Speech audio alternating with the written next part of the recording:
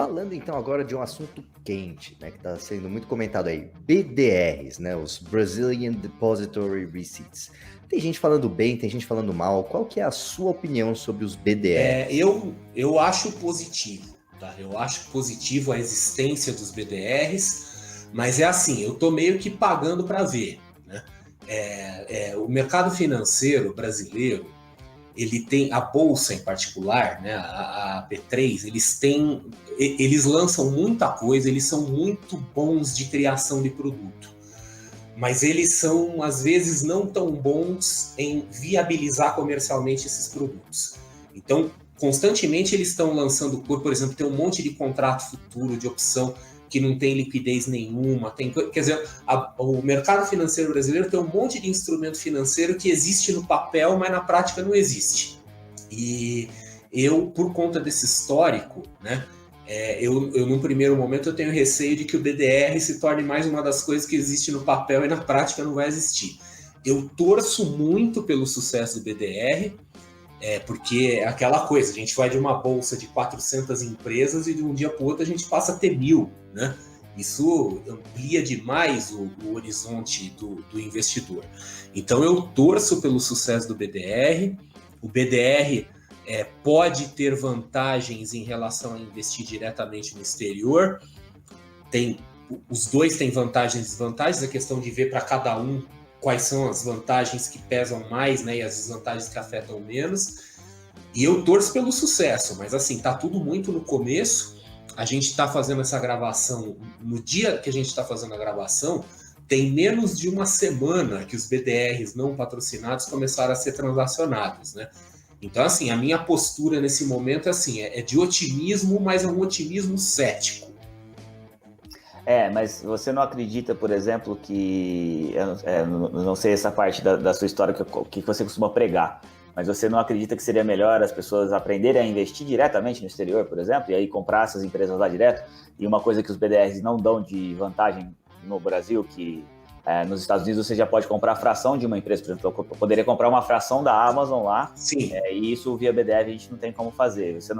Qual é a sua opinião a respeito dessa questão de investir diretamente no exterior ou só no Brasil?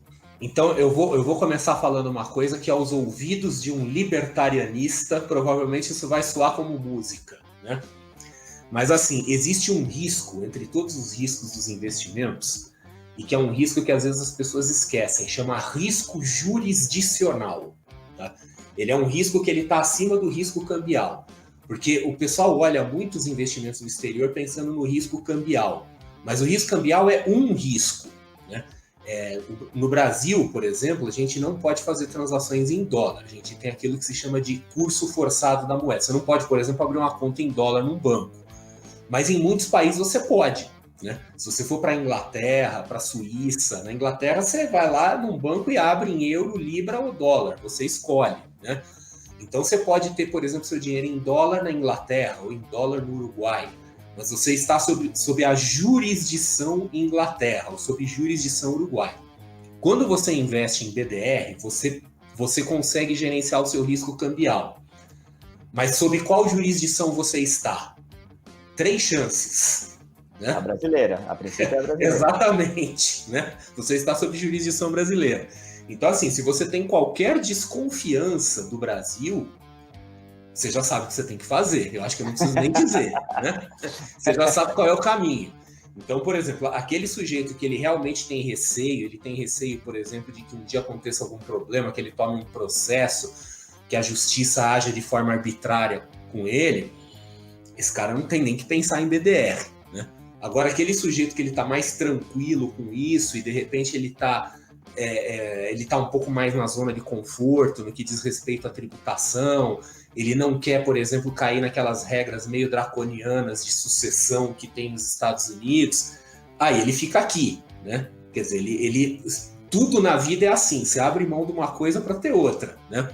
Então, cada investidor individualmente tem que ver onde é que o seu próprio calo aperta para saber qual que é o caminho correto. Mas uma coisa que você mencionou, Marcelo, é correto, tá certo, né? Porque o BDR, ele pode ser a melhor coisa do mundo, ele pode ser maravilhoso, mas ele nunca é o ativo, ele é um simulacro do ativo, tá? Quer dizer, se você quer ser, de fato, se é importante para você se sentir dono de uma parte da Tesla Motors, se você quer um dia encontrar o Elon Musk em algum lugar e apertar a mão dele e falar seu sócio, eu sou seu sócio, você não pode fazer isso com BDR, né? Você tem que ter the real thing, né?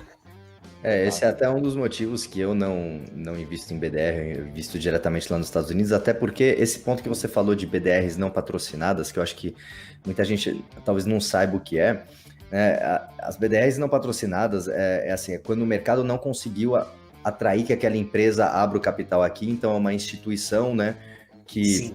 lança fundo, aí né? as ações, um fundo, alguma coisa, então assim, é uma coisa indireta, e às vezes a empresa não tem nada a ver com essa BDR. Exato. O Elon Musk não deve ter a menor ideia de que tem ação dele no Brasil. Ele não deve nem saber que o Brasil existe. Ele não vende os carros dele aqui. Né? Teoricamente... Se ele não vende o produto dele, você acha que ele vai querer vender as ações? E aí teoricamente, você não sabe exatamente como que essa empresa que está fazendo esse BDR está agindo com o seu dinheiro, eventualmente. Existe a regulação, né, a CVM, a gente até falou isso antes também de começar, mas eventualmente ela pode fazer alguma coisa ali que não está exatamente... Você não está investindo diretamente na empresa, né? Exato. Essas empresas estão fora do alcance da CVM. Né? Aí você está sujeito a toda sorte de problemas, além dos problemas de cambiais e outras coisas. Exato, mas assim, eu acho que o BDR é uma coisa boa, eu acho que o BDR expande muito o mercado, e eu acho importante que as empresas brasileiras comecem a sofrer esse tipo de concorrência, porque as empresas brasileiras também são muito frágeis em termos de governança, de um monte de coisa, quer dizer, o nosso mercado precisa dinamizar. Então, assim, a gente sabe que o BDR ele tem uma série de fragilidades, mas ele tem o papel dele e ele pode ser uma coisa boa. E, de novo, assim, a discussão, e hoje a gente tem visto muito nas mídias sociais esse tipo de discussão acalorada. É óbvio que você vê de um lado, por exemplo, as corretoras defendendo o BDR e as corretoras estrangeiras defendendo o investimento direto. É claro que cada um está querendo defender o seu lado, mas os dois têm argumentos, né? Então a gente precisa ouvir esses argumentos. E aí o investidor, conforme as suas características, conforme suas expectativas, suas demandas, ele faz a escolha dele, ir para um lado ou por outro, né? O ponto que eu fico a comodidade que traz a BDR, obviamente, de alguma forma, para mim, ainda incentiva ainda mais a acomodação das pessoas. É como eu colocar meu dinheiro num fundo de investimento ou eu investir meu próprio dinheiro. Você vai pagar por isso, né? Na BDR você vai pagar a taxa de administração do fundo, você vai pagar outras coisas que você não pagaria se você fosse direto, mas também se você vai direto você tem outros custos. Então tudo isso tem que ser composto, mas eu sou sempre da opinião que é melhor a gente aprender e fazer a gente mesmo, né? Por isso que eu prefiro não comprar BDR. Para um investidor, por exemplo, que queira, né? Vamos dizer assim, um cara que gosta, que curte o mercado financeiro, que ele tem esse desejo de aprendizado, provavelmente para ele o melhor caminho é ir para fora mesmo, já se expor a um mercado grande, né? E já adquirir essa dinâmica, né? Agora aquele que está mais tranquilão, assim, fica por aqui, né? Mas sempre sabendo, você tem risco lá e tem risco aqui. Nenhum dos dois lugares vai ser perfeito.